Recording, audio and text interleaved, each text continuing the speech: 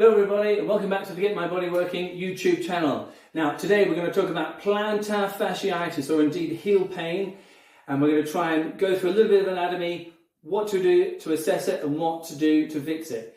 It is a very painful condition. Hopefully at the end of this video you'll have the tools to confirm you've got plantar fasciitis or indeed another form of heel pain, which I'm going to call Achilles tendon insertional tendinopathy. I'll explain that a little bit more later. If you've got either one of those two problems, this video is going to help you sort those out. So keep watching. Remember to like, subscribe, leave a comment, and we'll see how you do. Now, healing times for plantar fascia. Now, it does have a blood supply, but of course it is a ligament essentially. So that means that healing is fairly slow, like all ligaments. So you're looking at cycles of 3 months at a time for it to heal noticeably, which is a heck of a long time, okay? So you have to be committed with what you need to do, and you need to be patient for the results to come. And of course, you have to keep on your flexibility and keep your strength topped up. And once you get that balance right, the pain will certainly reduce. Now, of course, it all boils down to what's actually going on. If your tissues are just really, really tight, then stretching them out should have a good improvement in as little as a few days. It might take a couple of weeks to really get on top of that, but you must make sure that things are nice and flexible.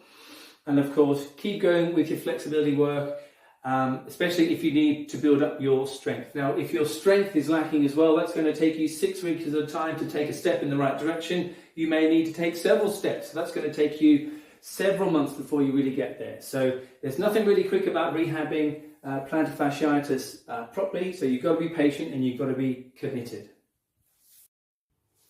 Okay everybody, so if we're going to talk about plantar fasciitis, we need a foot. Here's a foot. Now apologies if you don't like feet too much, but if you've got plantar fasciitis, I'm sure you're not worried about looking at someone's foot. Okay, now the plantar fascia, it starts here, the origin is here, the anterior portion of your heel bone, your calcaneus, and it extends up the arch of your foot in a big lump of ligament and attaches onto the metatarsals in the foot. Now if I extend my toes a little bit and give it a bit of a stretch, you can kind of see it there.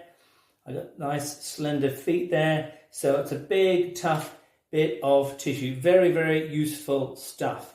Now, if you have plantar fasciitis, the pain is usually around this bit here. So if you give that a good poke and you're going, then there you go. Then you have plantar fasciitis. Now, of course, the pain can be here and it can go up your foot like that, or indeed it can go backwards into your heel. Now, if you have pain in this portion of your foot, your heel bone, back here somewhere, this is not plantar fasciitis. This has got everything to do with your calf muscles. Your Achilles tendon comes down the back here, hooks around the heel bone and attaches in there, kind of hooks in there like that, okay? And that's to get better purchase, better pull when you're going into plantar flexion, okay? Yes, it does attach up here, everybody that's going crazy with their anatomy, but no, it also attaches around there. If you have pain here, more at the back of the heel,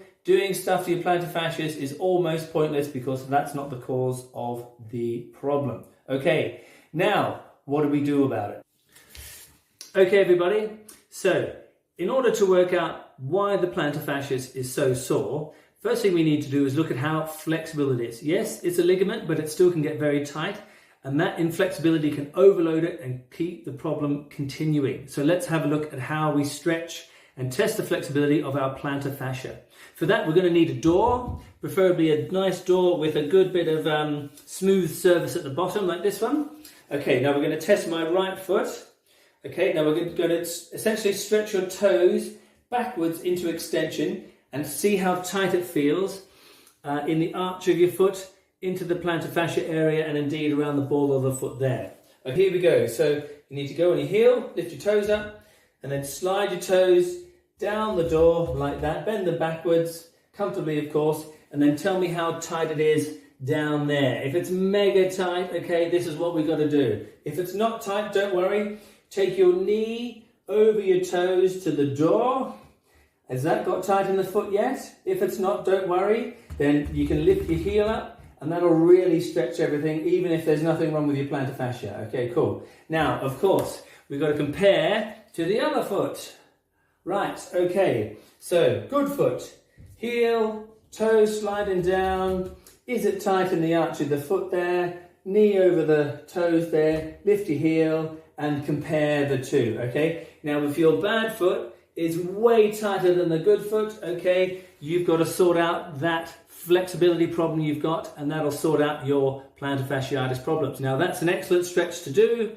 Now, of course, you hold all your stretches for a minute or two, breakfast, lunch and dinner, and that will sort things out. But it does take time, probably about a week or 2 weeks to start loosening a really tight plantar fascia up. If it's not too bad, it might only take a couple of days to start feeling better, but it won't get any better unless you start stretching it out. Okay, guys, now the next important thing we need to look at is, of course, strength. Now, we don't need to look at the strength of the plantar fascia. What we do need to look at is how strong your calf muscle is. And we're going to do that by using the good old single leg heel raise test and just see how many you can do. Normal average, 30, 35 reps. Depending on what you need to do with yourself, the number's going to go up. So if you're a marathon runner, that's going to be way more than someone who just plods around and does a little bit of gardening here and there. Okay, cool. Right, so I'm going to give you a quick demo.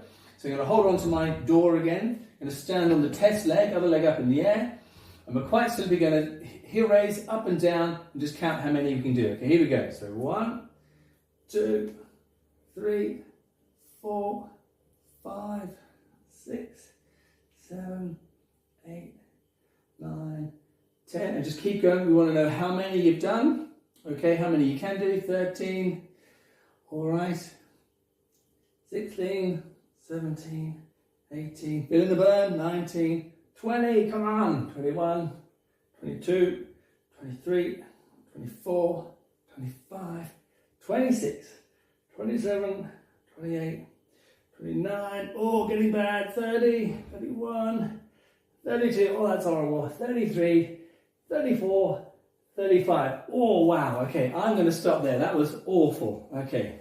Now, that's pretty good for me, 35, I'm happy with that. I don't have any plantar fasciitis or Achilles problems. They do get a bit tight occasionally, but that's fine with me. I play a little bit of tennis, do a few weights and circuit classes and stuff at home, but 30, 35 reps for me, I'm very happy with that. Now, if you can't do 35 reps and you're trying to be fairly sporty, that is a massive problem. That is going to be a major contributor to your symptoms in your foot, whatever they are. Okay, so you need to add that exercise into your routine, build those muscles up to that sort of level, and if that corresponds with your symptoms reducing, fantastic. Keep going until you get there. It's going to take you 6 weeks to build up muscles to a noticeable improvement in strength.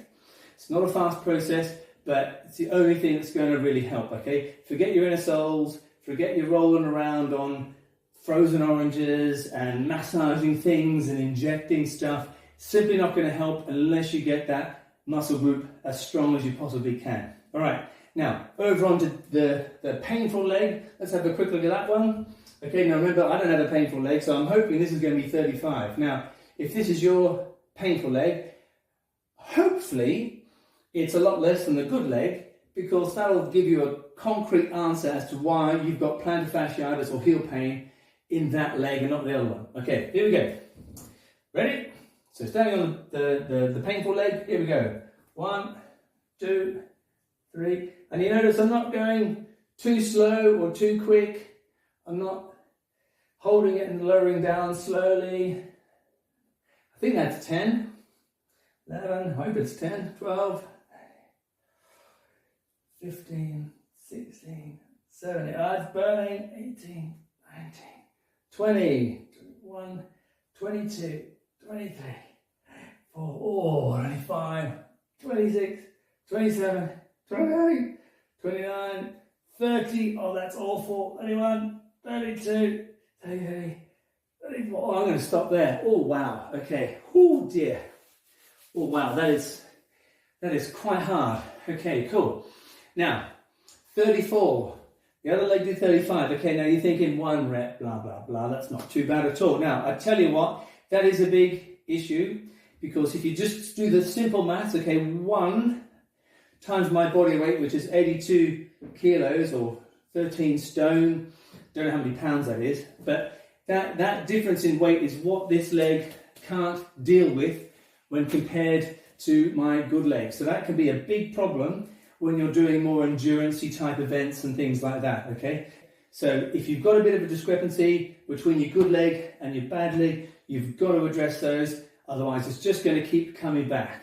All right, I hope it's really useful. It's a hard test, and of course the exercise is just doing loads of heel raises, okay? Now, of course, to really build the strength up in those calf muscles, you want to add some weight as soon as you can, okay? So if you can do 35 reps or so, and you're thinking, well, still got these problems, what's going on? You need to add some weight onto your back there. So get yourself a backpack, chuck 5 to 10 kilos in there, and get doing those heel raises again, okay? Build up those numbers, really test out your good leg, see what that can do, and you're trying to build up that bad leg to the same level. All right, everybody, thanks for watching. I hope that's been really useful. Take care and let me know how you get on. Like and subscribe, leave a comment. I'd love to know if that is working for you. Okay, everybody, take care. Bye.